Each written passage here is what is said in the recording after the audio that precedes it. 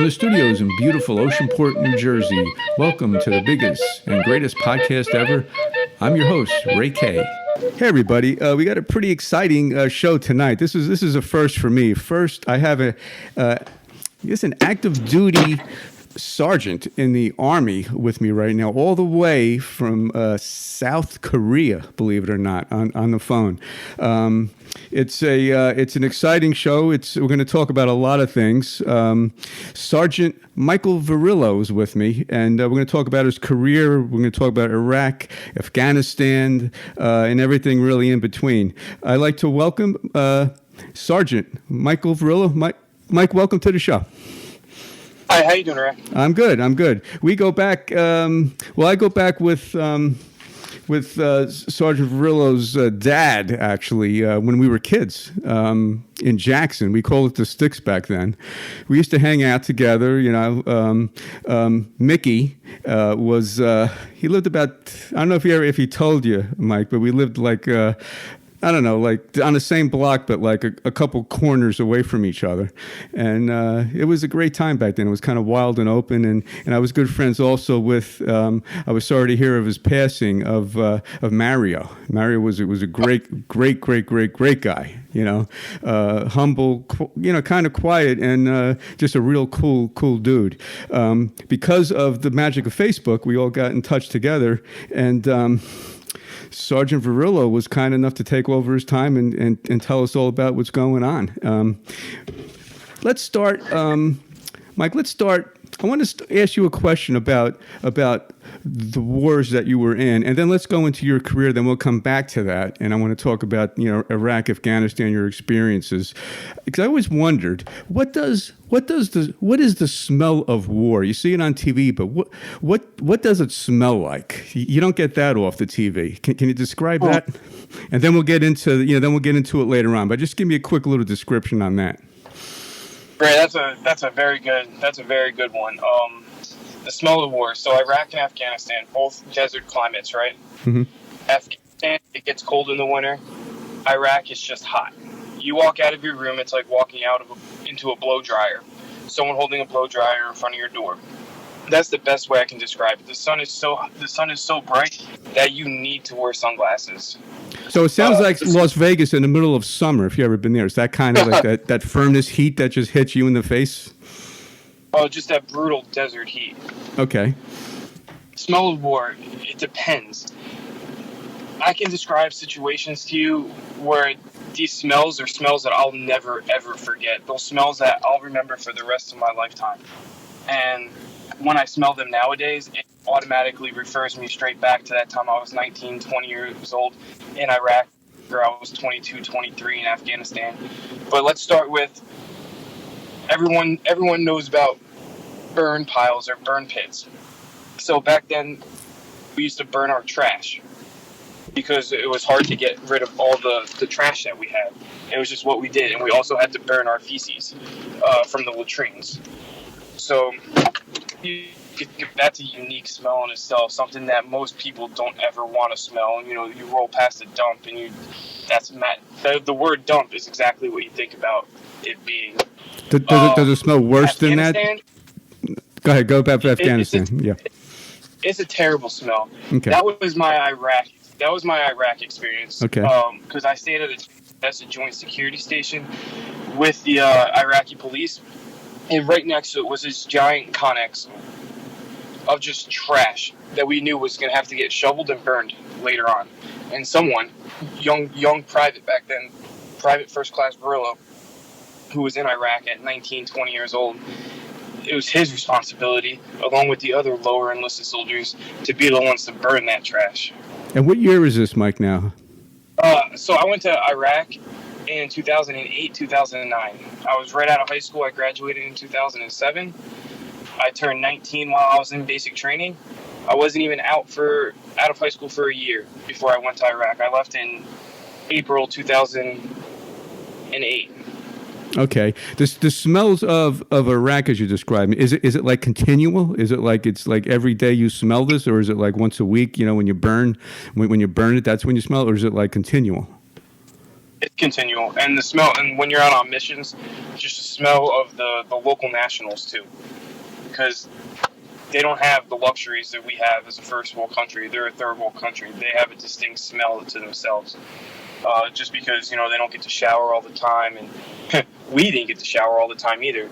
We got lucky when we came back off mission and showers were available and stuff like that. So to use a blunt term, it's like continual body odor. Then is that basically that kind of smell? That's a very good way to put it. Okay. Now now let's fast forward to 2011, 2012. The smells that I smelled in Afghanistan are by far the worst that I've ever smelled. When I've smelled someone's skin burning from just through and through from a white phosphorus mortar round that went off, and the smell of burning flesh, there's really no way to describe it. It's just you can imagine it more than you can describe how it smells. Can you try to make me imagine it? Like is there any words you could put to it?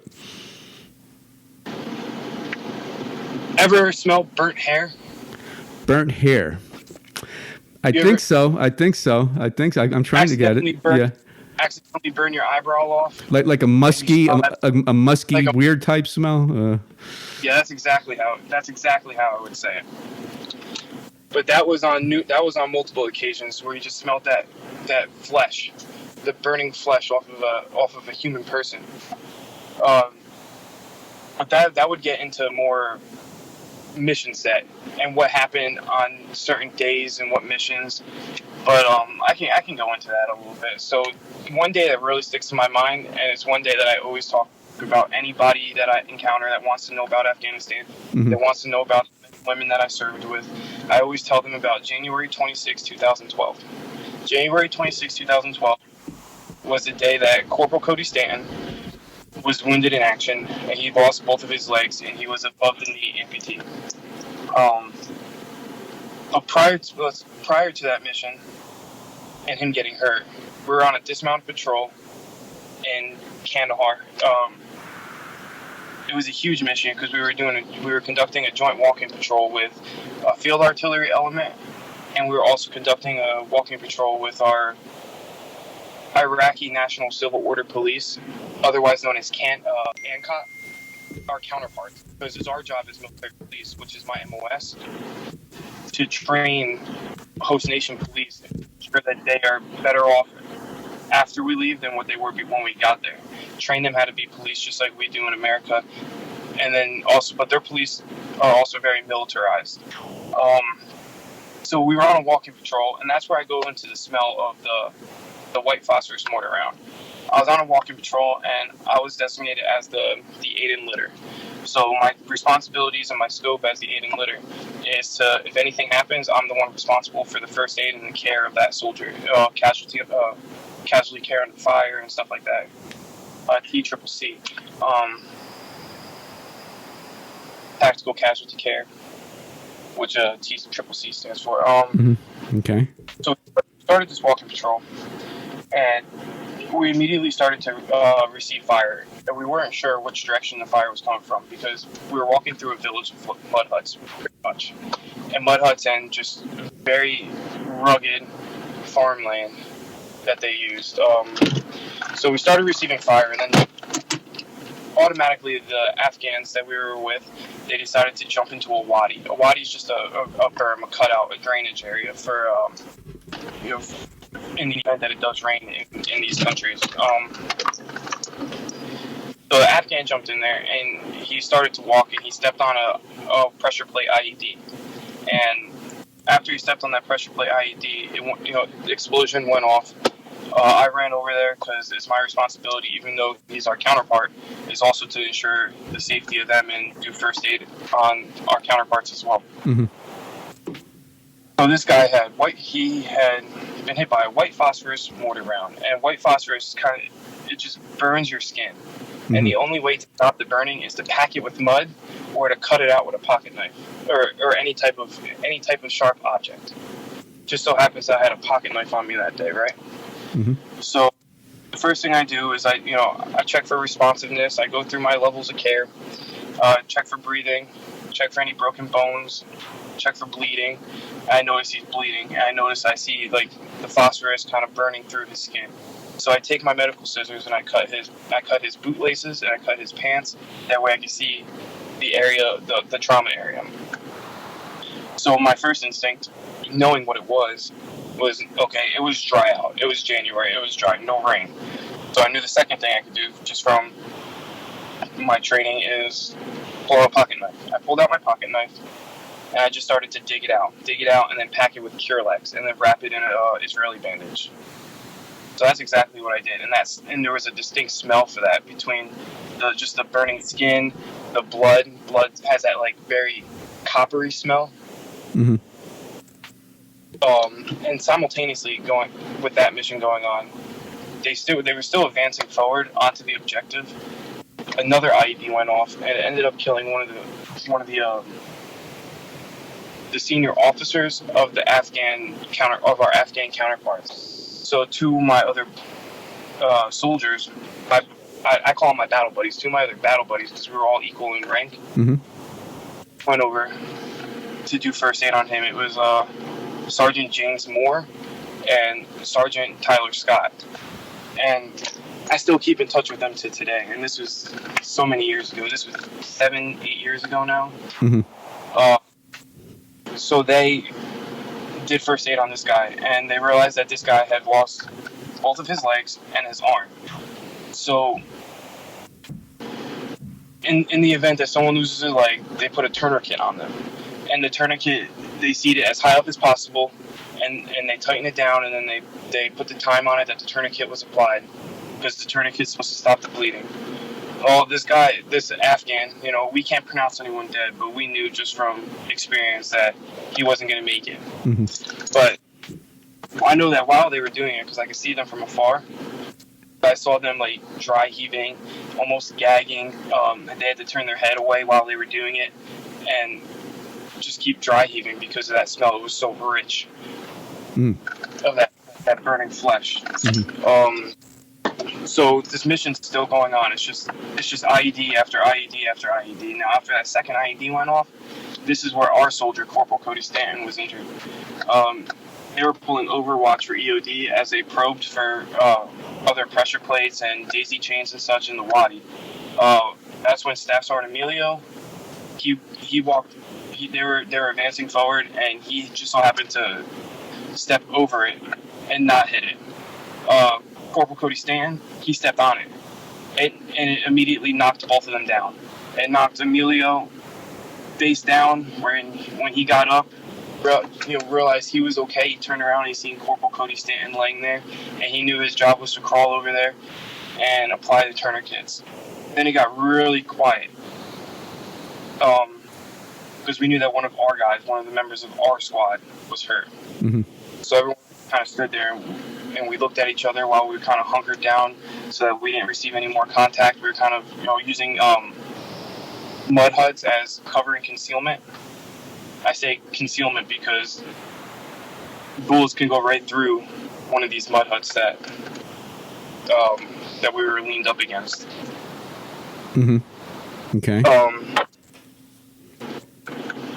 So when we finally identified it was one of our people that were injured, the first aid process started immediately because we needed to make sure he was ours. We need to make sure he lived, because we did not, as the worst feeling in the world is to go back with someone to not go back with someone that you came with. Mm-hmm. I can't. So Emilio did all the right things, did all the first aid on him, and we got him in the litter. He came over to us. We're still taking cover. We're talking to him. Cody's responsive. Call Cody. This is his first name. He's a civilian now. He was responsive. He was even trying to tell jokes. We asked him what day it was. He was like, all he was concerned about was a sip of water, and he lost his sunglasses. Mm-hmm. But he was in good spirits, even though he had just been injured. So he was medevaced. So helicopter medevac is medical evacuation. We called up a 9-line medevac, and helicopter came in onto the HLZ that we had set up. Now, we set up this HLZ, but first we had to go through with a mine detector and use it to make sure that there was no other mines or anything metal or any other explosives in the vicinity of where the helicopter is going to land. Helicopter came and picked him up, and he immediately went to the hospital in Afghanistan. I want to say he went to Bagram. Mm-hmm. And then from Bagram, that's like the expedient medical care he'll get there. There's a hospital there. And then from there, for prolonged care, he went to Germany. And then from Germany, he went to Walter Reed back in the States. Mm-hmm. But the smell, and this all just correlates into the smell of the day, between the smell of the gunfire, the smell of the IEDs going off, the smell of the burning flesh, and then the screams. It all comes together as something that's so unimaginable that it's very hard to explain. It's just something that the only people that really understand what you're talking about are people that have been there themselves, been in the same situation themselves, or the people that you've served with, and you were there at the exact location at the exact time together. Right. When the IEDs go off, Mike, I mean, is it loud? Like, what does that sound like? It's loud. It's just a loud blast. And there's multiple ways the IED can go off too. It can be remote detonated, it could be a pressure plate, it could be command detonated. There's so many different ways it can go off, but they all just sound the same. It's just a loud boom, like a firework. And that's why so many veterans, they have a problem, 4th of July and the fireworks, it kind of really gets them because of the loud continuous explosions. The post-traumatic stress. Yes, exactly. Right. The can you see them in the ground or the sand or whatever? I mean, can you see these things, or is it impossible to really from the visual? No. What they do, they go out at nighttime, and that's when they do all the burying of the IEDs. Now, sometimes you can spot it. You can either, like, when you're on a mission and you're mounted in a vehicle, the gunners, it's their responsibility to keep their head on a swivel and watch for IEDs if they see any disturbed earth or anything of that such. It's very hard to spot. You're lucky if you do spot it. You're trained to learn how to spot them. But IEDs can be anything. I've seen IEDs be a dead dog on the side of the road. I've seen IEDs be a donkey. I've seen IEDs be a random refrigerator in the middle of nowhere. Okay, so it's like anything in the ground. It could be a refrigerator. It could be a dog. It could be anything. It could be a vehicle, a VB IED. It could be a vehicle-borne IED too. So not only are you dealing with the enemy, I'll call them, with the fire, firing, you're in war. Also, you got to, every step you take, I mean, that's got to be on the back of your mind that, am I going to step on one of these things? Is that on your mind, or do you not even think about it? You're just like, you're in this zone or whatever you want to call it. It sounds like it's a heck of a thing to have going against you, It's on your mind, but it's also, what the mission is ahead of you. You conducted your mission briefs, you conducted your rehearsals, you know what you need to do, actions on the objective. Mm-hmm. Now, while you're out there, it's individual's responsibility to keep it, to look and not get complacent, to make sure that he's not stepping on an IED, or if he spots one, he needs to, use the hand and arm signal or call it up over a radio to let the rest of your squad know, your element know, hey, stop, we can't advance forward because there might be an IED. Right. And Mike, now you're in war, which, you're talking about the screaming, the smells, people like myself that's never been cannot relate to it. I could try to think what it's like. Does any war movie portray it realistically, whether it's any movie? Have you seen anything, you're watching Saving Private Ryan that looks, as I'm sitting nice and comfortable in the theater, that looks pretty realistic, is outside of the smells that you don't get, or, maybe the screams aren't as intense as the reality.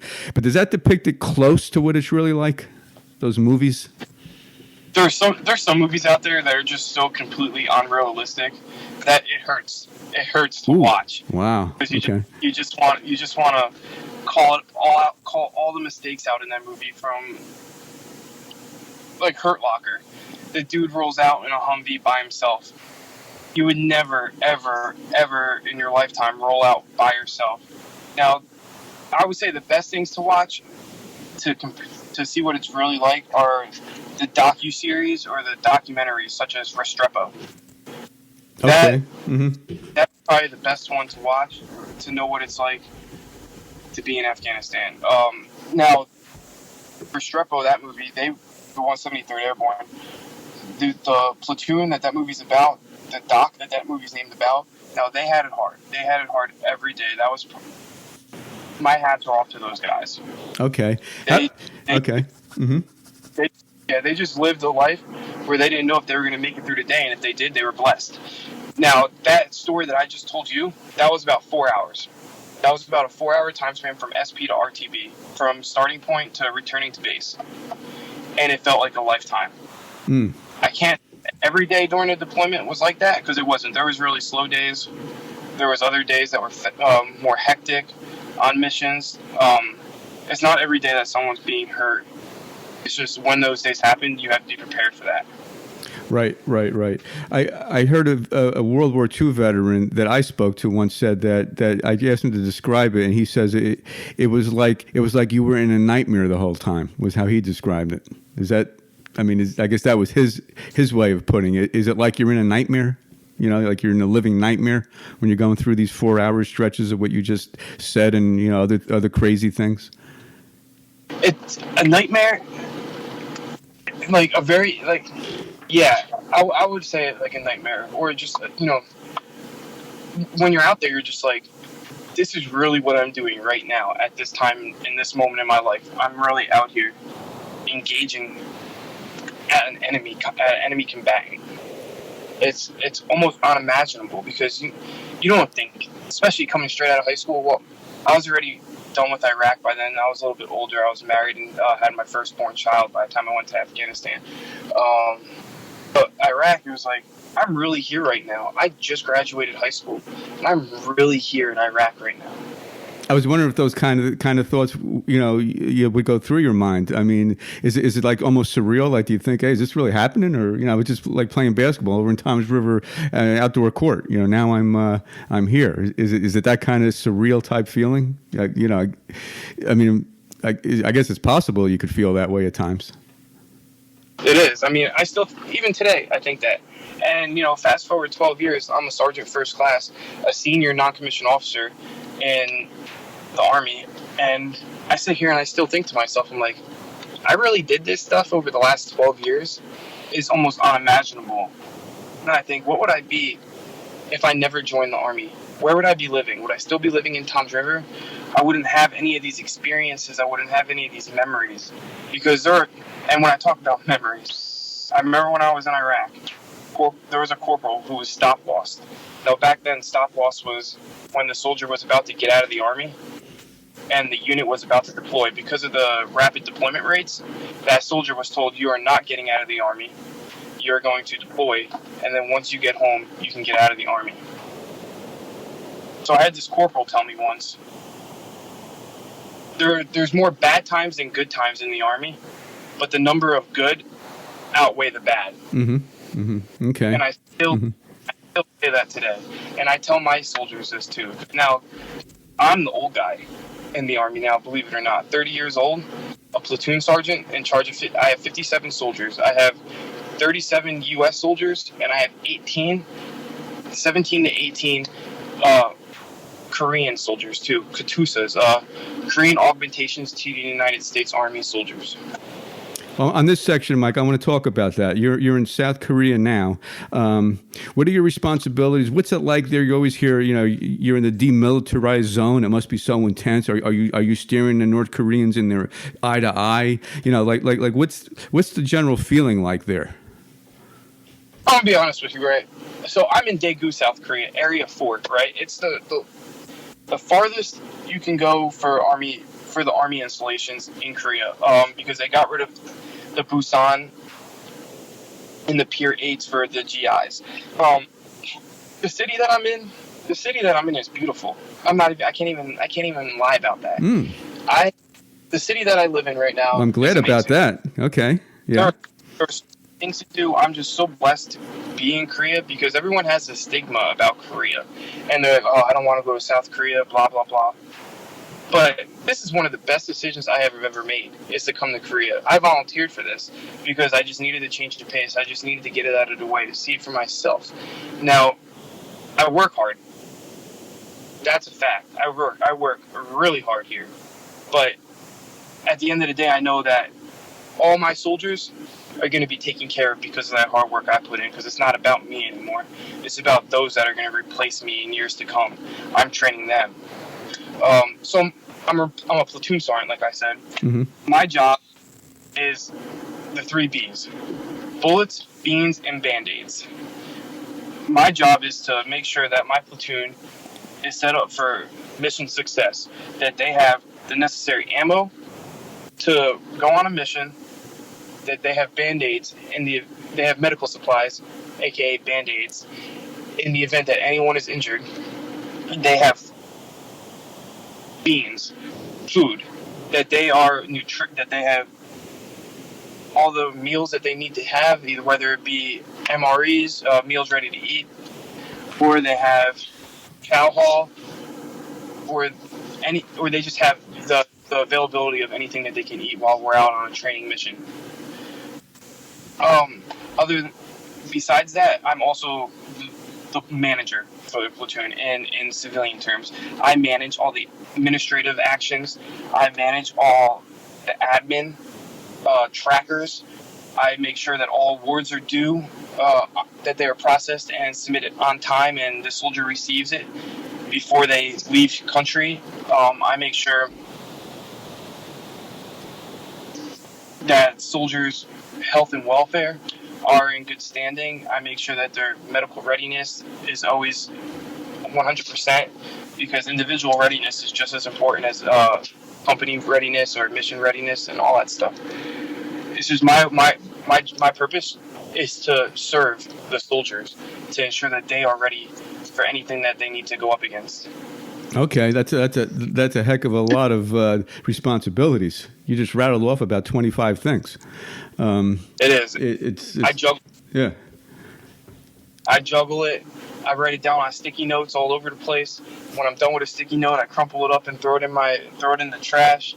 I have trackers on my computer that I use, but it's my responsibility, and I own it. A soldier messes up, a soldier gets in trouble, because soldiers are human beings.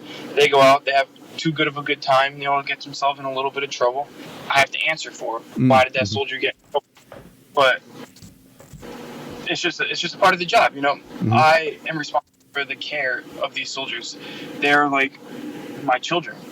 They're 18, 19 years old. There's a few that are a little bit older, but for the most part, they're all teens. I'm the senior guy in the platoon. Even my platoon leader, who's the one that's actually in charge of the platoon, I'm his assistant and his senior NCO advisor. The lieutenant, or the platoon leader, is responsible for all the training. He plans training. I execute training. Okay. Now, might these soldiers go back to Afghanistan? I mean, is there actual war going on right now? Maybe not like when you were there, or maybe it is. I mean, is this stuff still going on in Afghanistan, Iraq, currently? Right. There are soldiers still in Iraq and still in Afghanistan. Numbers, I'm not sure off the top of my head how many numbers there are, but I know people that are leaving every day to go to Iraq and Afghanistan. I haven't been there since 2012.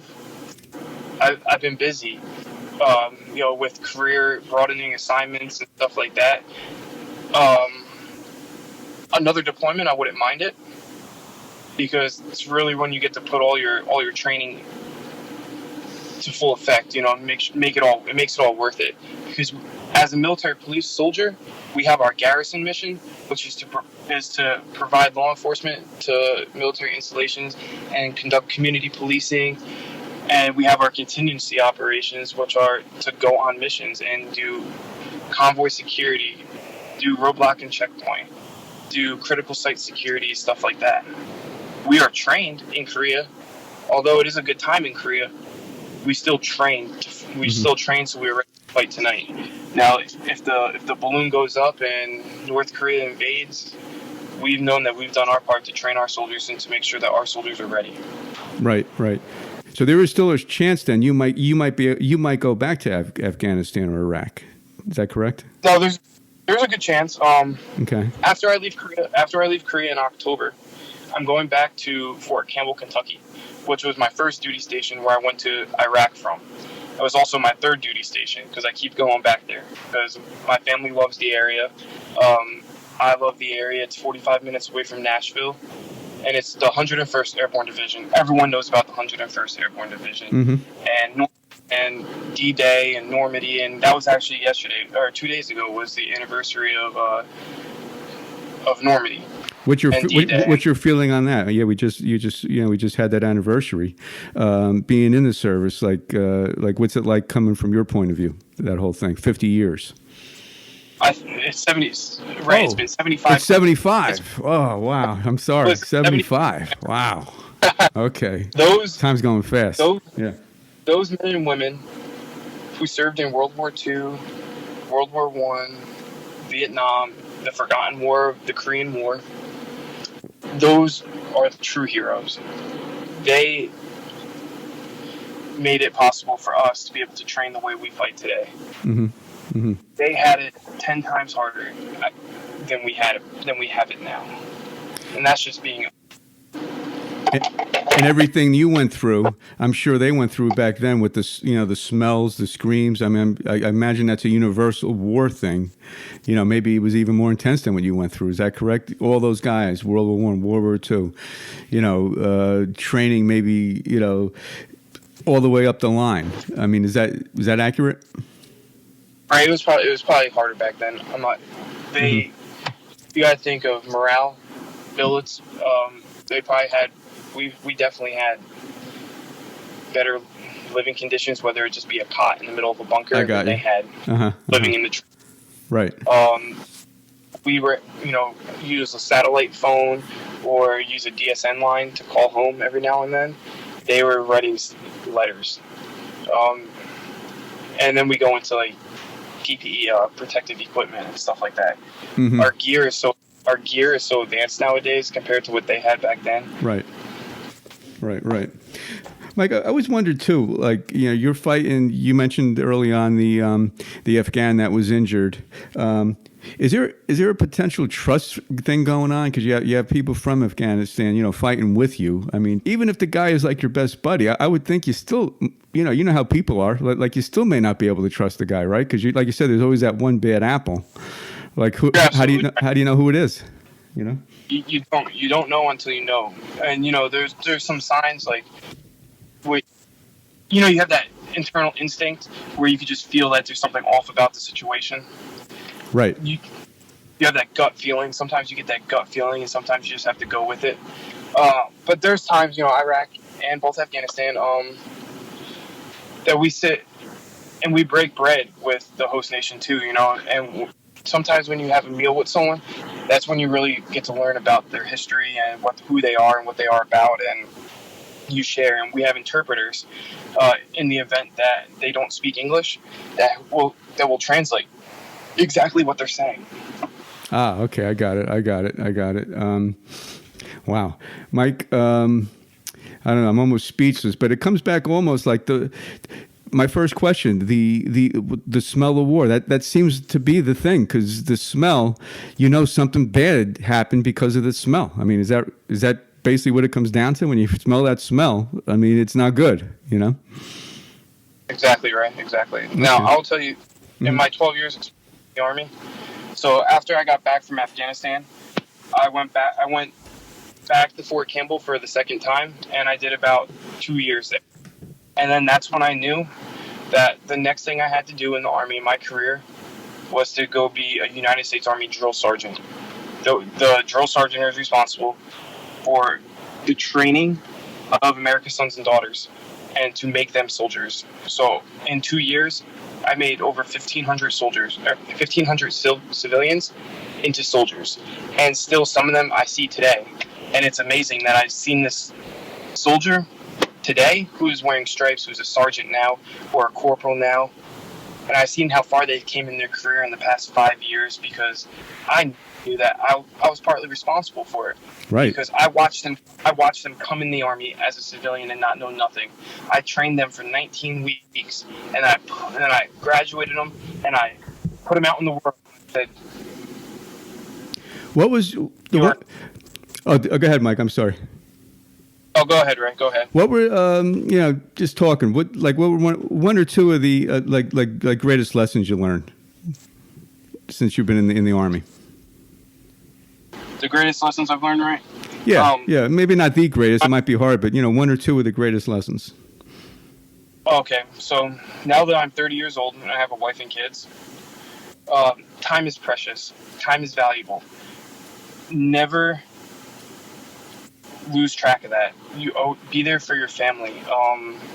Because I'll tell you that as long as my kid's been alive, I've been in and out of the house. I haven't seen my family. I've seen my family for 21 days since July of last year. And I won't be able to see them until October of this year. Before that, I went another 8 months without seeing them, and then before that, I went 10 months without seeing them. And it's just constantly being away from home. And thank God for technology nowadays, where I can FaceTime my kids and I can see how big they've gotten and talk on the phone.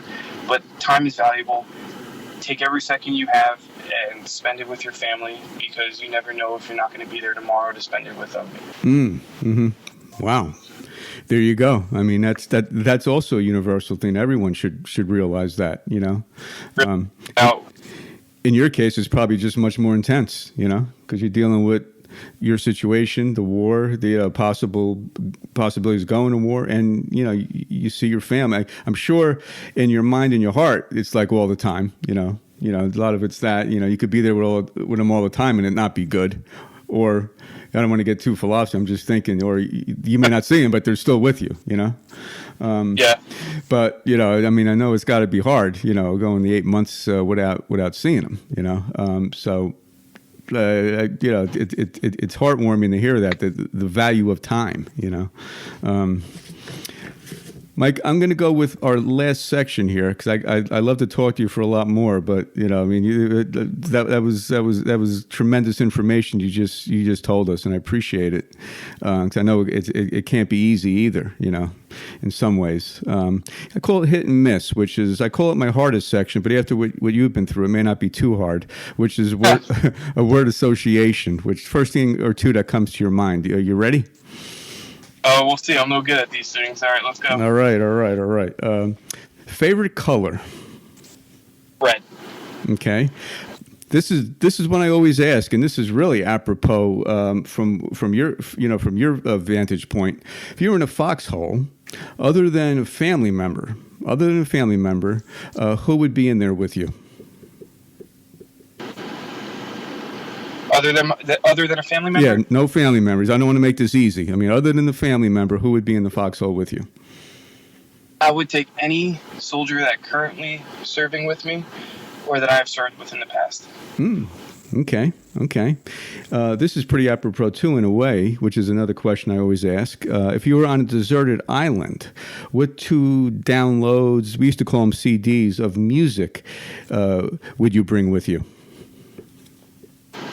That's funny you say that, Ray. So growing up in Jersey, I like to listen to a lot of hip hop.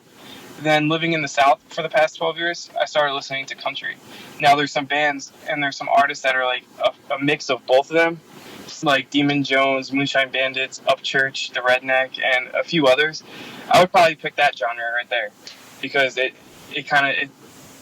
brings it all together. Okay.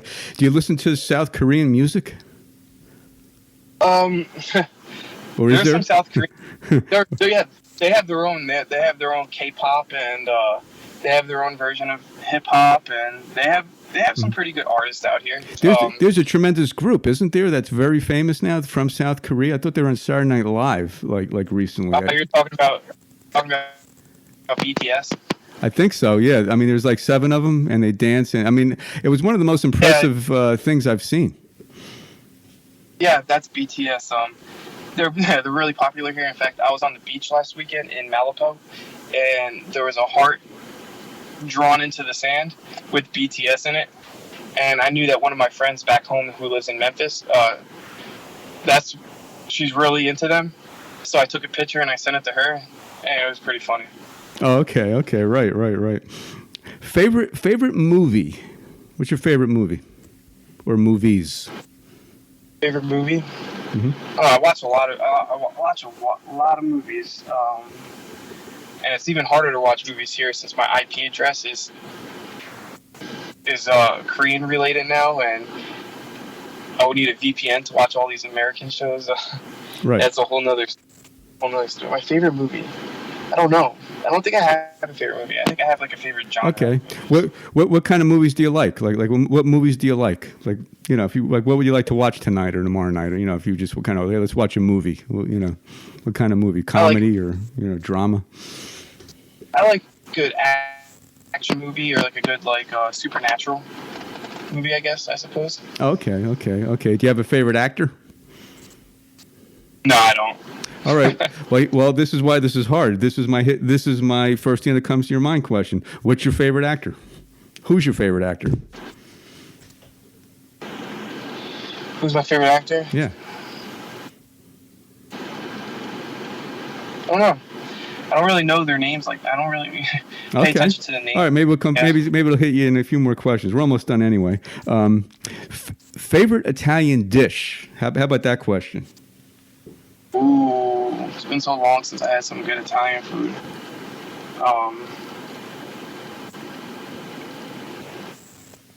Besides a good old slice of pizza, from New Jersey, because I'll tell you what, between New Jersey and New York, that's the only pizza that exists. Rest of it. Which pizza is that, Mike? New Jersey and New York. That's the only pizza that should exist. Okay. Everywhere else, I've experienced pizza in Korea. I experienced pizza in Tennessee, North Carolina, Arizona, all over the place, and nothing compares to pizza from home. Do they have pizza in South Korea? Yeah, they do. How is it? Not that great? It's not terrible. It's better than Domino's. Okay. Well, I have a pizza rating show called Slicing Jersey on YouTube. So I rate pizza from 1 to 10 in New Jersey. So in your spare time, if you ever get any, you know, I'll go get some pizza tonight and I'll take a picture of it. There's actually a few good Italian places down here. Oh, okay. Do you like South Korean food? I love it. Actually, it's probably one of my favorite foods. Oh, okay. I think that in America, this Korean food that we have is very watered down because they make it more simplistic and stuff like that. Because, you know, Americans we have different taste in food, I guess. But here, it's like, I swear, they use everything in every part of the animal. For chicken, for instance, right? You can have, they eat a lot of fried chicken. They eat chicken soups. They eat the chicken feet. They eat the gizzards. They eat everything. And do they taste good? It tastes really good. They like to use a lot of spices too, so it makes it really flavorful. Okay. Well, that's you hear of Korean food. I guess that's the real deal. Korean food there. I mean, some good neck. What's your favorite Korean dish? While we're talking. No, I'm gonna say it in English because it's hard to say in Korean. I still mess it up from time to time, but it's called it's neck bone soup, or in Korean it's like hajutong. Mm-hmm. It's cow spine. Oh. And it's just okay. It's soup. It's on the bone. It's got spicy cabbage in there, and a whole bunch of other so many flavors. It's just so good. And you take the meat right off the bone, and you dip it in this like honey mustard sauce that they have, and you eat it with your rice. It's so good, and it's super cheap. Well, that's a perfect lead into my next question on my hit and miss. Is it expensive there, or is it sort of comparable to like New Jersey, or how's the prices there for just buying stuff? Depends on what you're looking for out on the market. Now, if it's like something traditional here, it's pretty cheap. I haven't paid over 10,000 won, which is equivalent to like $8.75 American, or US dollars. Mm-hmm. Like that dish I just explained to you, 8,000 won, and it at like $6 and some change. Really? And Good deal. And Mm-hmm. and you're stuffed for like the entire day. Ah, okay. Ah, it's like a fast food price, but you're getting like the quality cuisine. Right. With that same Fast pricing. food. Even fast food. McDonald's in Korea is like a gourmet restaurant compared to the McDonald's in America. I just have to say it. Wow. Okay. What? It just tastes better. It just is more. It tastes better. It tastes more fresh. Mm-hmm. They have different items on the menu, such as like bulgogi burgers, 1955 burgers, a whole bunch of different names. A chicken Shanghai sandwich.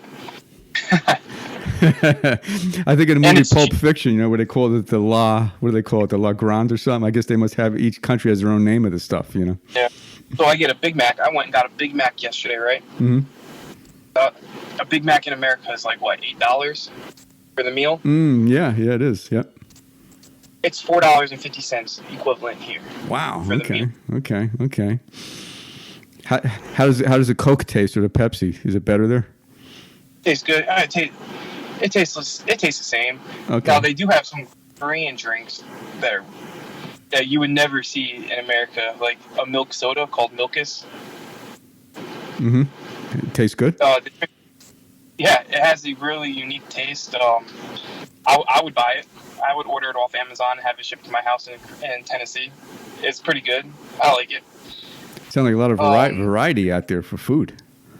There's so much, and and then if you don't feel like eating Korean food, they have barbecue.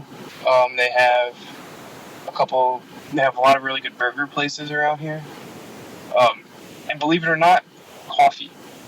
There is a coffee shop on every corner, side by side, here in Korea. I would have not expected that when I came here. Mm-hmm. I mean, the Koreans love coffee. Okay. Does it taste very good? It does, and I think their favorite one is like Americano. Oh, is it? Okay, that's interesting. That's interesting. In Europe, they call it Americana too. The Americana with an A, I think. Do you speak Korean or South Korean? No, I've learned a few words, but I can't hold a conversation or anything. I can just hello, thank you. Can I have this? Can I have that? Okay. Word association again. I don't know. I don't know the first name, but I know he's the North Korean dictator Kim. What comes to mind when you hear his name? Nobody likes him. In Korea, you say it's kind of like eyes wide open. You're like, ooh. Yeah. Except it's interesting. The North Koreans, what they would say. I guess they can't. They got to be careful what they say, right? Of who's. They can't. Communist country. They can't say anything. They can't say anything unless they're in their bathroom or something, maybe, But it's. What are your thoughts on all these dictators out there? I mean, I guess is it we've always had them, but you just hear of all these guys, Putin, or what do you think when you hear dictator? Well, I think that there's a reason why America doesn't have that. There you go. Okay. Because it doesn't fare well in the end for these dictators. Yeah. For the country and themselves, Yeah. Okay. By the way, have you been to Jackson at all? I guess you must have, right? I know you grew up in Toms River, or I know you went to Toms River High. Have you been to Jackson where your dad grew up? Yeah, I've been there. Was it Brookwood 4, Brookwood 5, or something Brookwood like that? 4, yeah, Brookwood 4. Okay. I had actually last time I was home in 2016, I had a friend that was living in Brookwood 4, so I went to go visit them. Okay, yeah, that's an interesting place. It hasn't changed either since I'm your dad's age. Since we were kids, it looks exactly the same. How many push-ups can you do right now? Mike, how many push-ups can I do? How many perfect push-ups can you do? I'm gonna see how good shape you're in. Huh? The last PT test that I took, I did 78. 78 push-ups, perfect to the chest, back up. Okay. In 2 minutes, and then I was cut off. Now, I didn't max my push-ups because for my age group, 80 is maxing. But I did 78, so I was like at 98%. Could you have done more? If I had a little bit, if I had some more time, but in 2 minutes, that's how many I was able to do. Okay. All right. What comes to mind when you hear, we got a couple more, then we're done. The smell of fresh cut grass. Ray, I was talking about this the other day with someone, because I live in a big city right now, so there's not that much grass. You're lucky when you see any grass at all. I cannot wait to go back to Tennessee, hop on my Harley, and just go to the backwoods, take the back roads, and just smell the cut grass and smell the country. I miss that. I miss that smell so much. How many years? How many years are you going to be in the Army more? I mean, how much longer will you be in the Army? Do you plan on being out in 5 years, or is there a game plan for that, or career? I mean, how long are you going to be in there for? I'm going to do a career, Ray. 20 years. I'm going to do 20 years, and then I'm going to retire. I have 8 years left. I'll retire when I'm 30. Okay. I'll retire when I'm 38 years old, and then I'll be looking for another job. Wow. That's a young age to be retired. That'd be your whole life ahead. Wow, and that'll go quick too. I'm sure. You know how time goes fast. If you had one wish, I'm a genie. I'm going to grant you this wish tomorrow. Mike, what would your wish be if you had one wish that would be granted? One wish to be granted? Mm-hmm. Yep. Not much. I could just be at home with my family. That's one wish. That you would be home with your family. Yep. Okay. Great. Even if it's just for 24 hours, and I come right back here. Okay. Mike, anything else to add? We hit on a lot of things. Anything you want? I'm sure your dad will be listening to this podcast. Anything you want to say at all, or did we cover most things that you wanted, or how are my questions? I mean, is everything rolled pretty well? Yeah, everything rolled pretty well. I'm glad that we went into this just winging it. Yeah, it seems to be the way I've been doing the last 12 years, and it's been a success for me. So I just wing it, and it works. Right. What was the hardest thing? I mean, you described some pretty hard situations. Was there one thing that was the hardest thing you had to deal with being in the Army during those I call it the war years you were in? And any one thing that just stands out that was really, really almost impossible to get through, but you did? Luckily, there's always that good support group while you're deployed. And you can always look at each other for, someone to talk to. But I would say, especially after that one occasion in Afghanistan where, we returned to base with one less person than we left with. Mm-hmm. And then talking to him on the phone while he was in the hospital in Bethesda, when you have a bunch of grown men sitting in an office talking to someone on speakerphone, and everyone in the office is just shedding tears, knowing that, just shedding tears for this guy because he's happy tears because he's in good spirits and stuff like that. Right. Good. Well, Mike, thanks again for coming out. That was Sergeant Michael Verrillo. Oh, Mike, on Facebook, you have in parentheses Cuts. Is that your nickname, Cuts or Cuz? Cutz? What is that? It's funny you say that, Ray. So that nickname was given to me a long time ago. Cuts, because when I was in high school, I went to cosmetology school and I got my barber's license. I learned how to cut hair. That's my retirement plan, by the way. So I ride in a motorcycle association called Combat Veterans Motorcycle Association, and that's my road name. My ride name is Cuts. That's what they all refer to me as, and it's a 501c organization, and we are there to. Our purpose is to serve each other and support veteran organizations, and our motto is Vets Helping Vets. Okay. Nice. I like the name. I like the name. Again, that was Sergeant Michael Verrillo. I'm Ray K, and we'll catch you next time.